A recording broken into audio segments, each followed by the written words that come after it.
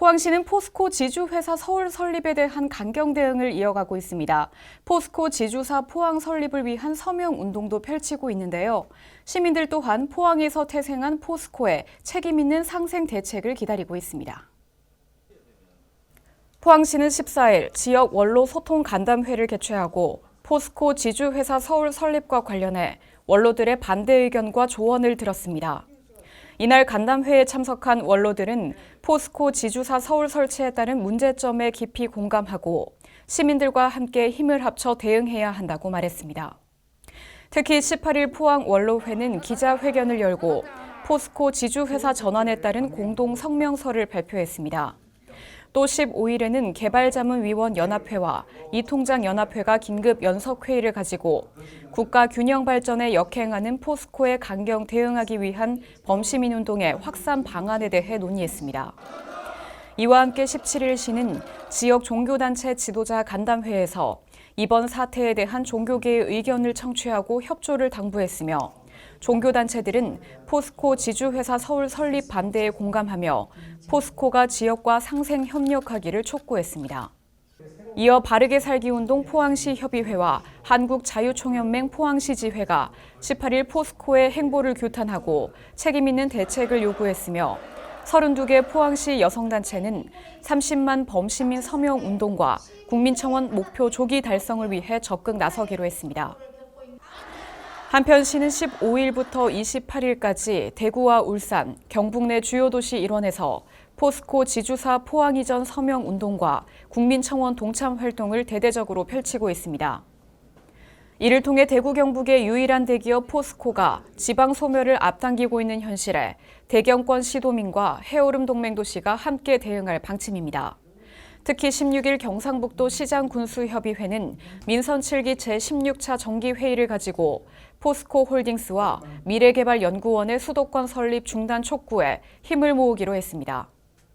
포항시는 포스코 지주회사 본사 포항 이전과 미래기술연구원 등 연구시설 포항 설치, 지역 상생협력 대책에 대한 입장 표명, 철강부문 재투자 및 신사업에 대한 투자 확대 입장 표명을 포스코가 속히 이행할 것을 촉구하고 있습니다. 포항시의회가 제291회 임시회 활동을 마무리했습니다. 이번 임시회에서는 주요 업무 보고를 청취하고 15건의 안건을 의결했습니다. 포항시의회는 14일 제2차 본회의에서 안건을 의결하고 제291회 임시회 의정 활동에 막을 내렸습니다. 이번 임시회는 7일 2022년 주요 업무보고 청취를 시작으로 8일부터 14일까지 각 상임위원회별 조례안 등 안건 심사를 거쳐 14일 제2차 본회의에서 조례안 등 15건의 안건을 최종 의결한 후 폐회했습니다. 주요 안건은 포항시 읍면동의 명칭과 관할구역에 관한 조례 일부 개정 조례안 원안 가결, 지방자치법 개정사항 반영을 위한 포항시 명예시민증 수여 조례 등 18개 조례 일괄 개정 조례안 원안 가결 등 15건입니다. 강추린 소식입니다. 15일 포항시는 교통안전 캠페인 등 헌신적인 봉사활동으로 시민 안전에 기여한 교통봉사단체 회원 6명에게 표창패를 수여했습니다. 교통봉사단체들은 안전속도 5030 등 교통사고 줄이기 홍보 캠페인, 포항국제불빛축제 및 한민족 해맞이 축전 교통통제 등 자발적 봉사활동을 통해 시민 안전 확보와 교통사고 예방에 노력한 바 있습니다.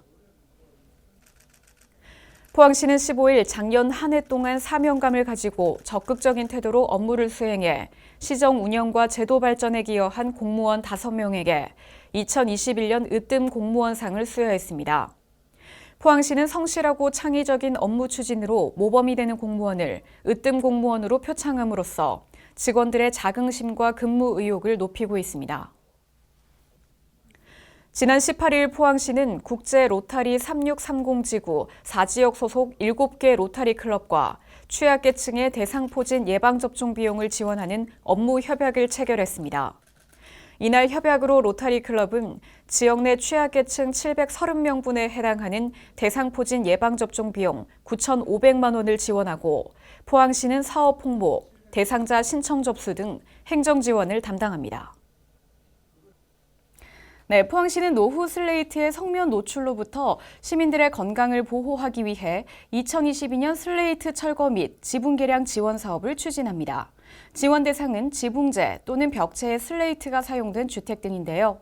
다만 개인이 자체적으로 철거 처리할 경우 비용 청구가 불가하고 지원 금액 초과 시에는 자부담 비용이 있다는 점 유의하셔야겠습니다. 희망자는 3월 11일까지 건축물 소재 읍면동 행정복지센터에 방문해 신청하시면 되고요. 더 자세한 내용은 포항시 홈페이지에서 확인하시기 바랍니다. 이번 주 준비한 소식 모두 전해드렸습니다. 시청해주신 여러분 고맙습니다.